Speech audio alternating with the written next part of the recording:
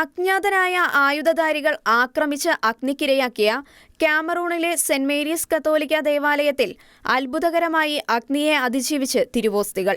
ദേവാലയം പൂർണ്ണമായും കത്തിനശിച്ചെങ്കിലും സക്രാരിക്കുള്ളിൽ സൂക്ഷിച്ചിരുന്ന തിരുവോസ്തികൾക്ക് ഒരു നാശവും സംഭവിച്ചിട്ടില്ലെന്ന് മാംഫെ രൂപതാധ്യക്ഷൻ മോൺസിഞ്ഞൂർ അലോഷ്യസ് ഫോണ്ടോങ് അറിയിച്ചു.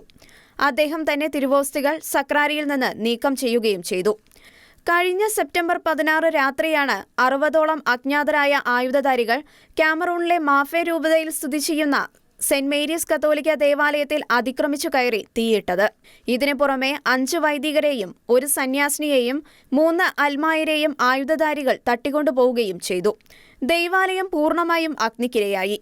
എന്നാൽ ദേവാലയത്തിന്റെ അൾത്താരയിൽ സ്ഥാപിച്ചിരുന്ന സക്രാരിയുടെ ഭാഗത്തേക്ക് അഗ്നി വ്യാപിച്ചെങ്കിലും തീ ഉള്ളിൽ പ്രവേശിക്കാത്ത കാഴ്ചയാണ് മാംഫെ രൂപത അധ്യക്ഷൻ മോൺസിഞ്ഞൂർ അലോഷ്യസ് ഫോണ്ടോങ് ദേവാലയ സന്ദർശന വേളയിൽ കണ്ടത്.